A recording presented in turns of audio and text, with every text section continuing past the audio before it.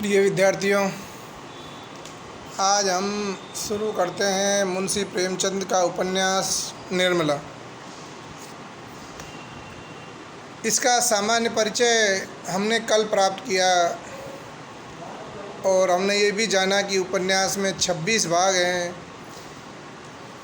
और इसकी शुरुआत हम प्रथम भाग से करते हैं। इसकी कहानी क्या है। प्रारंभ में ही बाबू उदय भानुलाल के परिवार का इसमें चित्रण है कि उसके घर में 20 प्राणी रहते हैं। कोई ममेरा भाई है, कोई फूफेरा, कोई भांजा, कोई भतीजा।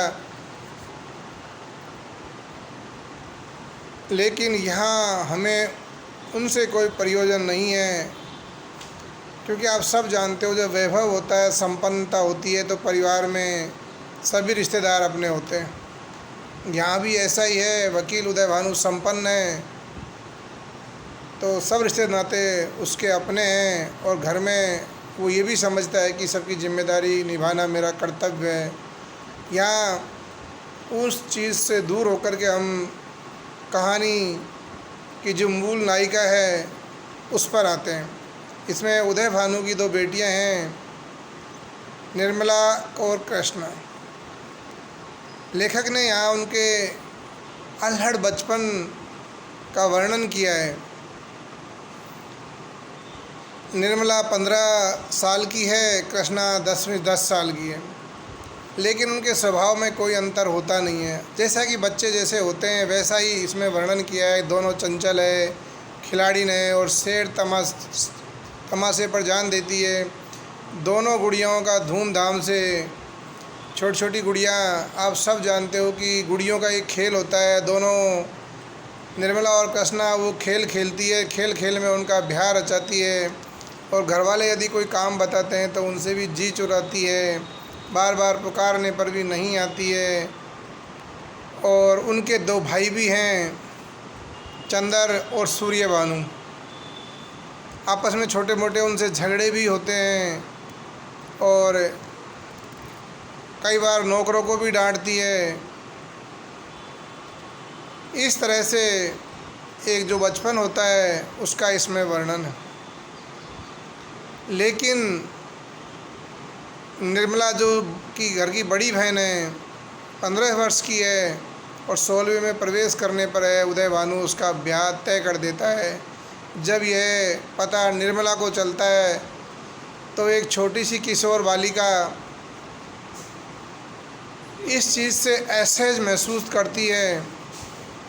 और वो कैसा महसूस करती है इसका इसमें लेखक ने वर्णन किया है कि निर्मला बड़ी गंभीर, एकांत प्रिय और लज्जाशील हो गई है, क्योंकि घर में उसके ब्याह की बात होने लगी है। बाबू भालचंद्र सिन्हा के पुत्र भुवन मोहन से उनका विवाह तय कर दिया है और भालचंद्र ने यह भी कहा है, जिस घर में विवाह तय हुआ है उस लड़के के पिता ने ये कहा भी है कि आपकी खुशी हो तो दहेज दें, न दें, मुझे इसकी परवाह नहीं। इस बात को लेकर के उदय भानुलाल बहुत प्रसन्न होते हैं। फिर भी वो ये सोचते हैं कि मुझे अपनी हैसियत के अनुसार तो खर्च करना ही है। इसका वो अनुमान लगाते हैं कि कम से कम 20,000 रुपये तो खर्च होंगे ही होंगे।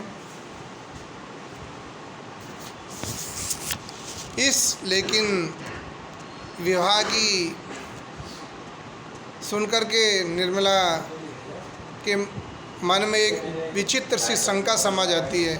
उसका रोम रोम अज्ञात भय से संचारित होने लगता है। वो सोचती है न जाने क्या होगा। उसके मन में उमंगें नहीं हैं जो एक युवतियों की आँखों में तिरछी चितवन बनकर, होठों पर मधुर हास्य बनकर और अंगों में आलस्य बनकर प्रकट होती है। वो सारी की सारी अभिलाषाएँ यहाँ निर्मला के अंदर नहीं हैं, क्योंकि निर्मला के अंदर अभी पूर्ण यौवन का विकास नहीं हुआ है। लेकिन उसकी छोटी बहनें वो इस चीज़ को समझ नहीं पाती है और वो जानती है कि अपनी बहन से कहती हुई कि बहन दुखी क्यों होती है, तू चले जाएगी तो मैं अकेली रह जाऊंगी, किसके साथ खेलूंगी, क्या करूंगी, मैं भी तेरे साथ चलूंगी। बहन उसको डांटती डपटती है कि इस तरह से नहीं जाते हैं, न घर वाले तुझे जाने देंगे।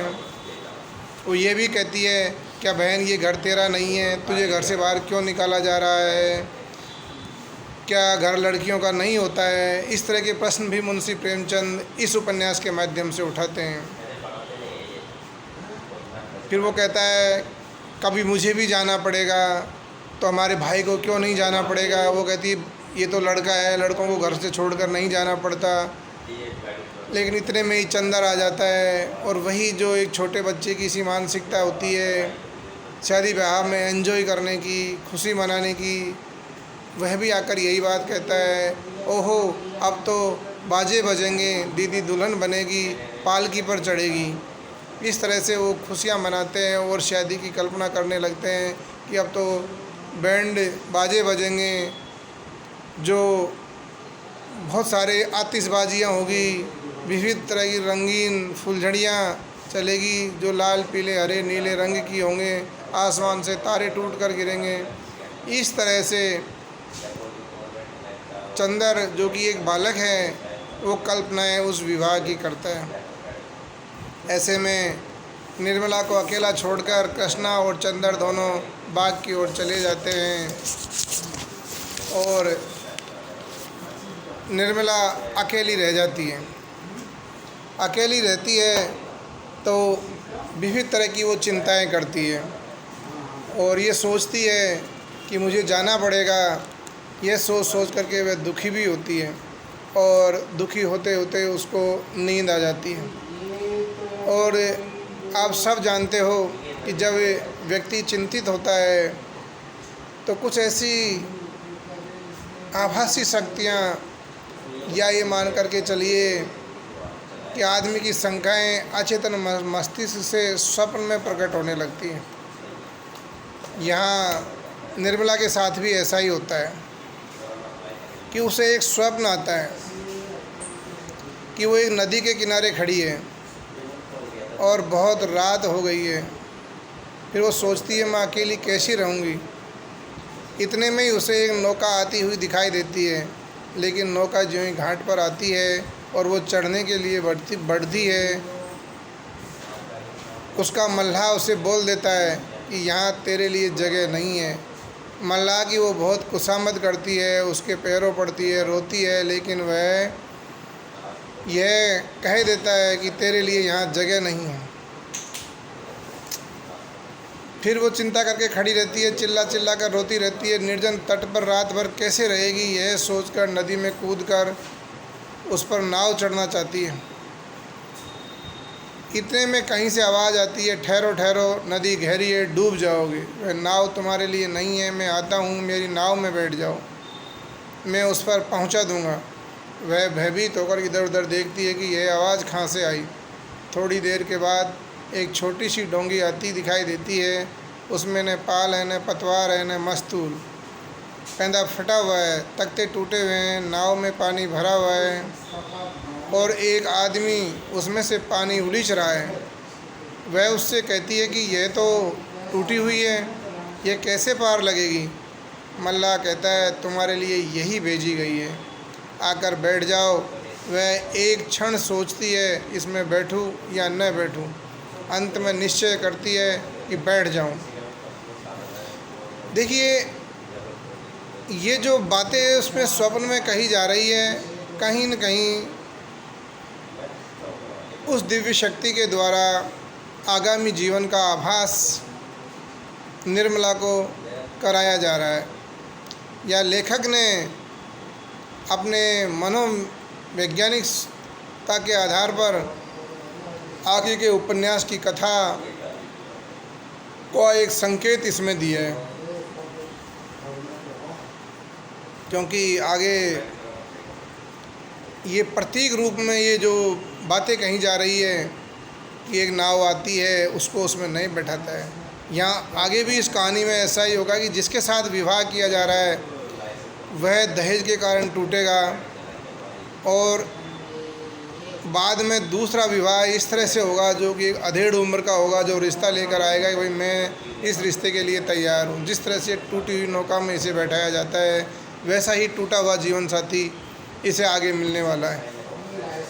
तो ये कहानी की पूर्व भूमिका है। फिर निर्मला सोचती है यहाँ अकेली पड़ी रहने से तो नाव में बैठ जाना फिर भी अच्छा है, किसी भयंकर जंतु के पेट में जाने से तो यही अच्छा है कि नदी में डूब जाऊं, कौन जाने नाव पार पहुंच ही जाएगी। यह सोचकर वह अपने प्राणों को मुट्ठी में लिए हुए नाव पर बैठ जाती है। यहाँ देखिए इसी तरह का कुछ देर तक नाव डगमगाती हुई चलती है, लेकिन प्रति क्षण उसमें पानी बढ़ता जाता है।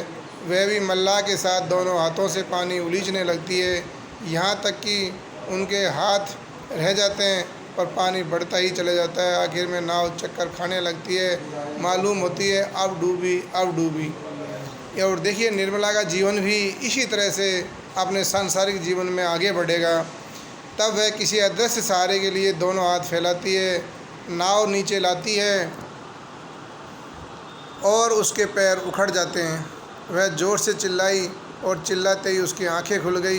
देखा तो माता सामने खड़ी उसका कंधा पकड़कर हिला रही है। देखिए ये कहानी भी मैं आपको साथ में भेज रहा हूँ। मेरी सुनने के बाद आप इस कहानी को, इस प्रथम भाग को पढ़ें और आगे बढ़ें। कल हम इसका दूसरा भाग पढ़ेंगे। आज की कहानी इस उपन्यास की पूर्व भूमिका है, जो का इसका प्रथम भाग है, वो हमें आगे की कहानी की ओर संकेत करता है। धन्यवाद।